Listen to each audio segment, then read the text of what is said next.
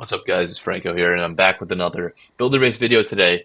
And I thought I would do a little recap before the season ends. So if we check here, there's 2 days and 14 hours left, and I'm currently on pace to hopefully hit my highest total ever. So my highest total ever is only, well, I didn't realize. I thought it was like 57 mid. So it's only less than 30 trophies away. 20, is that right? 24 trophies? Oh, 34 trophies away.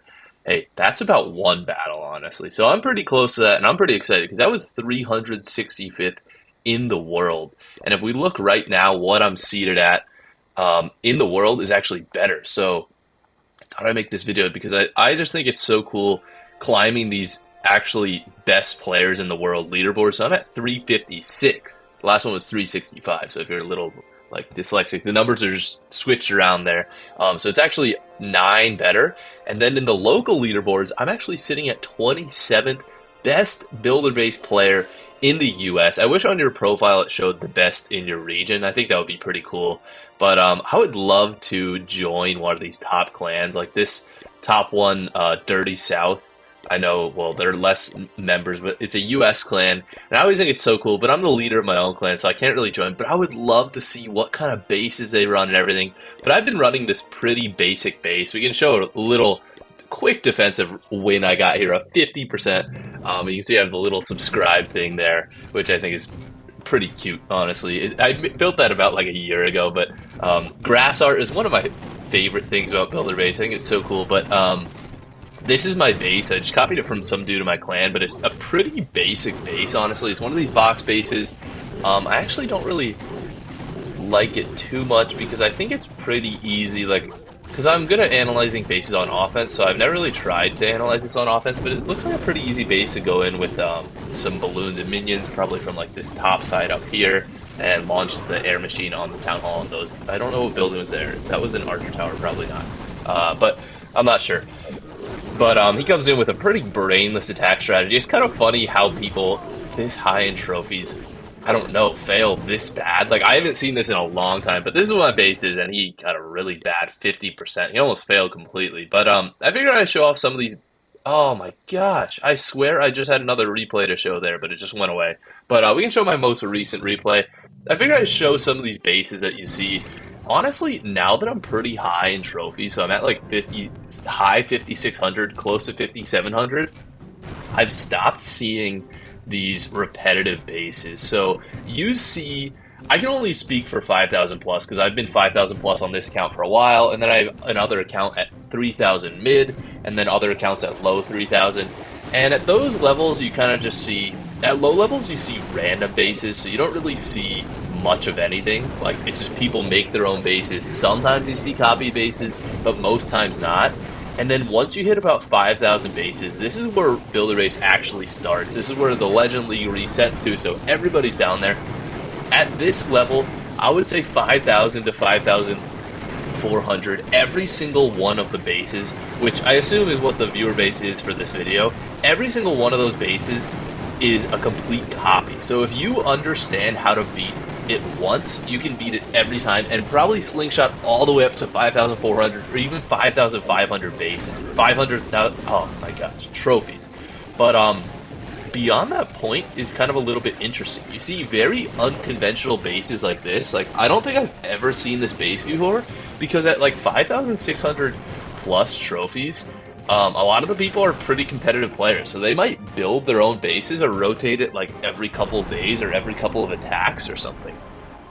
Because now that I know, basically, I've mastered, in my opinion, those generic bases, which I tried to cover last video, but I don't really see many of them in general anymore. So knowing how to beat those copy and paste bases is pretty good. You can still get to like top 500 in the world doing that, which it's not the easiest thing because sometimes you get bad RNG and it doesn't work out. It just happens.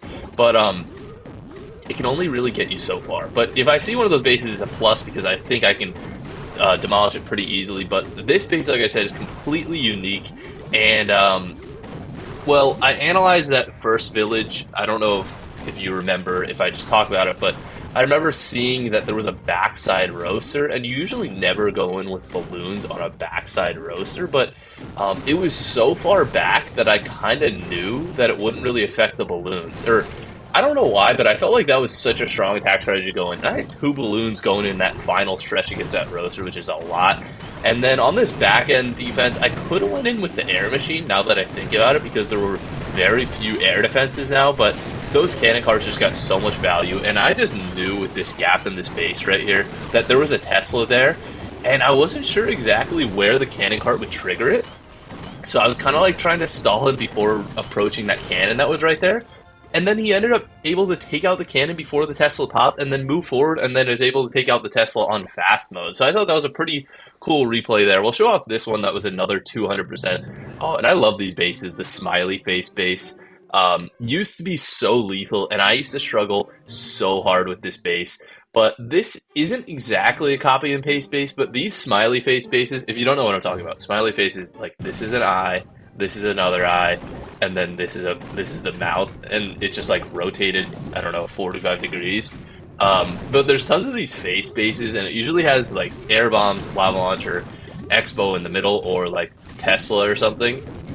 And these, it's not necessarily copy and paste, but this is a very distinct style of base, and realistically, to beat this base every time, you gotta be able to master the cannon, cart, and archer strategy. If you know this strategy down, these bases are very, very easy. So, obviously, I almost failed here. You can see this top cannon cart is very close to this giant cannon because I dropped them down, and then honestly, it's just bar management. You gotta be able to manage the taskbar and hit whichever cannon cart you think was the right one. So that one I hit a little bit too slow, but it didn't really matter because I got lucky, I guess.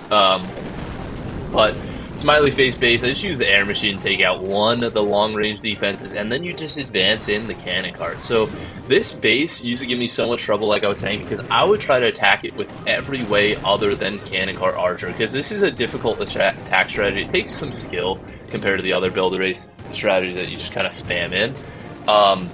So I usually try to avoid this one if it's not super easy to take out with the base, and this I messed up a little bit with that cannon cart. But hey, there's a lot of room for error with this strategy if you're skilled and you don't really need to sweat too much while doing it.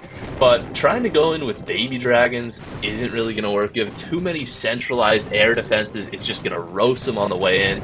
And going with the balloons isn't going to work either. The balloons is really only a good air strategy if you have a core air defense. This one, it is kind of a little bit spread out, so it's a little bit difficult to determine where you really want to attack from.